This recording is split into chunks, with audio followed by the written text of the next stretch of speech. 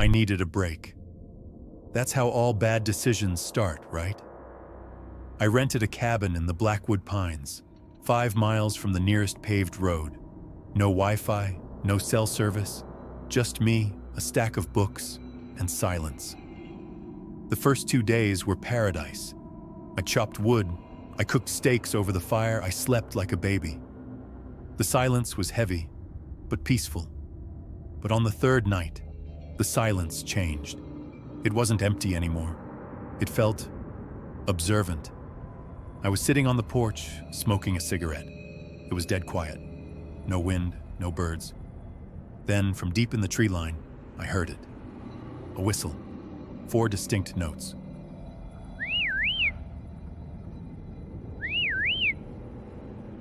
Without thinking, I whistled back. Just a reflex. A human habit to fill the void.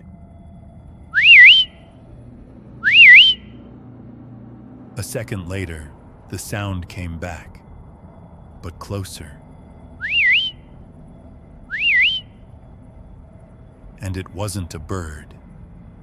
It sounded exactly like my whistle. The same pitch. The same breathy tone.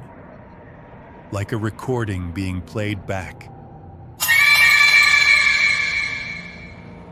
I went inside and locked the door. I told myself it was an echo. Physics, right? Sound bouncing off the mountains. I sat by the fire and tried to read. 10 minutes later, I heard footsteps on the front porch. Heavy, wet crunches in the snow. They stopped right at the door. I grabbed the fire poker. My heart was hammering in my throat. "Who's there?" I shouted. "I have a gun." I didn't. Silence. Then, from the other side of the door, a voice spoke. "Who's there?" "I have a gun." My blood turned to ice. It wasn't a mocking tone. It wasn't a parrot. It was my voice. It was a perfect copy of what I just shouted, down to the trembling fear in my throat. Then it laughed. But the laugh didn't sound right. It sounded like 3 different people laughing at once. I backed away from the door. "Go away!" I screamed. The voice replied instantly, overlapping me. "Go away, go away." I realized then what I was dealing with. My grandfather used to tell stories about the Skinwalkers or goat men, things that steal voices to lure you out. The thing outside didn't try to break in. It didn't bang on the door. It just walked around the cabin.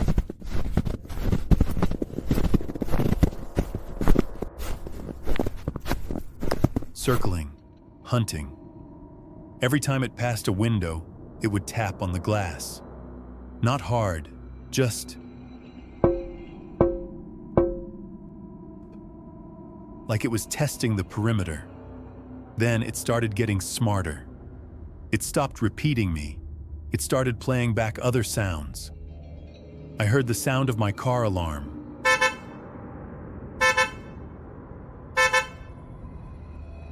I almost ran to the window to check my car, but I stopped. I didn't have my keys on me. It was a trick. Then I heard the sound of a crying baby. I don't have a baby, but the sound was so piercing, so distressed, that every instinct in my body screamed to go help. I sat in the corner, hands over my ears, rocking back and forth. "It's not real," I whispered. "It's not real." Hours passed. The fire died down to embers. The cold started creeping in. The circling stopped. The silence returned. I thought maybe it had left. Maybe it got bored. Then a soft voice came from right under the doorframe. Chris, are you in there? It's Mom. I stopped breathing. My mom died 4 years ago. The voice was perfect. It had her warmth, her specific cadence. Chris, honey, please open the door. It's so cold out here, I got lost. Tears streamed down my face. I knew it was impossible, I knew it. But hearing her voice, God, I wanted to open that door. I wanted to believe it so bad.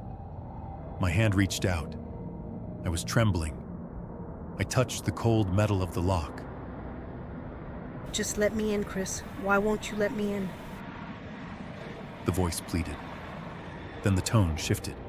It glitched, like a scratched CD. Let me in. The voice dropped 2 octaves into a guttural growl. Open the door. I recoiled, scrambling back against the fireplace. The thing outside slammed against the wood. The whole cabin shook. It shrieked. It wasn't a human scream. It sounded like a dying elk mixed with a siren. I didn't sleep. I sat there with the fire poker until the sun came up. Creatures like that, they hate the light. At 7 a.m., silence returned. Real silence. The birds started singing again. I packed my stuff in 30 seconds. I didn't look out the windows. I just grabbed my keys and bolted for the car. I made it to the driver's seat and locked the doors. The car started. Thank God. As I was backing out, I looked at the snow around the cabin. There were footprints, but they weren't boot prints, and they weren't animal tracks. They looked like hands. Huge, elongated handprints pressing into the snow, circling the house over and over again. I drove. I didn't look in the rearview mirror until I hit the highway. I'm back in the city now, surrounded by people, traffic, noise. I feel safe, mostly. But sometimes, when I'm alone in my apartment and the neighbor's dog barks, it sounds a little too rhythmic, a little too perfect. And I wonder if it's really a dog, or if something followed me home, learning a new language.